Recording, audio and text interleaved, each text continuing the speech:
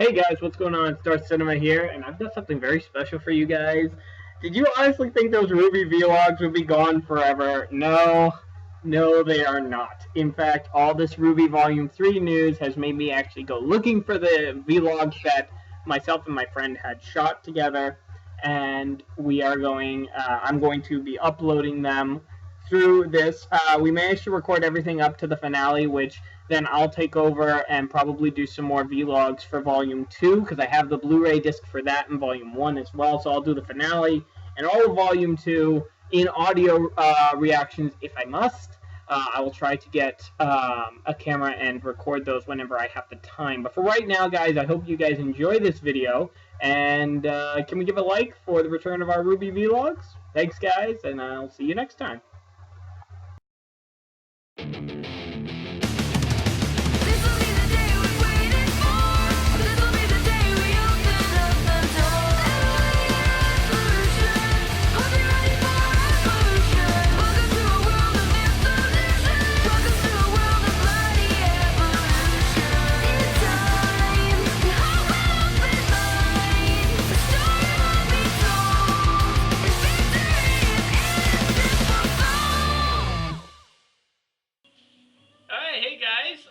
We're back with episode 2 of our RWBY reactions. Well, we finally got introduced to the rest, to most of our main characters. We got introduced to the big four: Blake, RWBY, Yang, and Weiss. Yeah, we don't get, it's more of their introduction into Beacon Academy, and we finally get to start to learn a little bit about them. I'm going to tell you right off the bat, Weiss was completely unlikable. I really don't like her at all.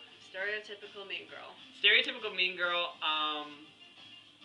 After watching it, I've watched this series before, and I know she does get better at least, but for now, based on that, when I watched this episode, I knew she was going to be very unlikable, and I just didn't see anything to her.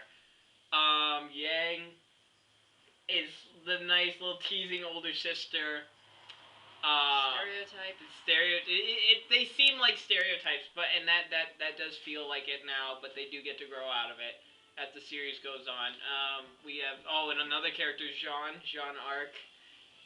I would say stereotypical dork.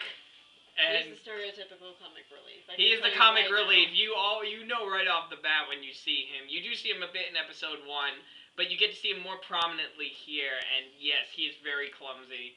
And it's clear right from the get-go he's going to be comic relief. But I honestly... Not the one that she referred to as Vomit Boy in the last episode? Yes, she did refer to him as Vomit Boy. But the interaction between him and RWBY was very good. It gave him actually some character, and it didn't shove him off as immediate comic relief. I can tell he's probably gonna surprise us. He's probably gonna surprise us later on, and since I've seen the series, I know what's gonna happen. It's probably been a while for you since you've seen it. I've actually have not seen it since the last episode was released for season 1, and now I've been waiting patiently for season 2, and still have not found the time to watch it. Well, that's why we're here. We're gonna look this over as we lead up to season 2. So, final verdict on episode 2. What'd you think? Characters in our face. It was shoving characters in our face. Again, it's the start of the season. First 2 episodes, that's kind of what it has to do, but I think now once that they're all in the academy, we're going to see a lot more character development as far as each individual person. But you do have to realize this is a mini-series, and when you're trying to stuff it into 10 minutes, 5 to 10 minutes of character development, it is rather difficult with it making it not rushed. I mean, from what I saw of season 2, they are making the episodes a bit longer, going to 15 minutes and maybe 20-minute episodes, which I love because that gives a lot more. It shows that they care a lot more about the character development, and they probably did care in season 1. But I think time restraint was their enemy in this one, given that they had to release an episode every week for this. I think it was every 2 weeks. Every 2 weeks, and having to do the fine tuning and everything, because it's not an easy job to animate. No, it definitely is not. I've had people that I know who have gone to animation school and have been telling me the horrors of animation. Yes, but when the final product comes out, you're very proud of what you've done. I mean, even some of the best animation has some flaws to it. I mean, Frozen. I'll give you one thing off the top of my head when she pulls out the braid. If you watch, this will ruin that scene for you forever. And the hair goes through her shoulder. That ruined. Thank you. I just ruined that scene for you forever. You will never be able to watch that without thinking about that. So. Even in some animes, I can point out on a few scenes where one scene, hey, cloak on shoulder. No, next scene, no cloak. Next scene, cloak back again. Yeah, it's everything's gonna have problems, and I think because again, you're restricting it to under 10-minute episodes. So, I mean, it worked for Red versus Blue because again, that was primarily a comedy-driven show. But in this, if you're pushing it as a drama with comedy, with a little bit of comedy in it, you need a little bit more character development, and hopefully we'll see that in episode 3. So, anything else? The Shadow People. Oh yes, the Shadow People, the bane of season 1. Um, I believe I heard it was like they wanted to put a lot of emphasis on the main characters. So a lot of the people you guys see in the background are outlines of people, but they're shadowed. Like basically they're all black, no faces, no nothing.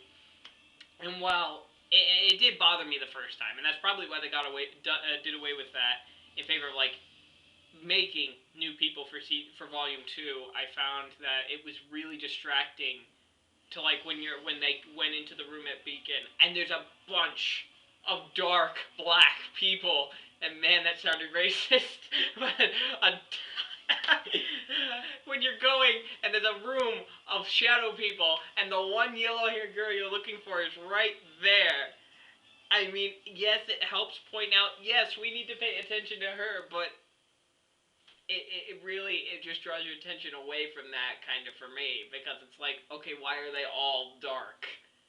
It's like, gonna have to smack you in every episode. Probably you're gonna have to smack me in every episode. Well, you already did it one for this time, so we'll see you again in the next video for episode 3.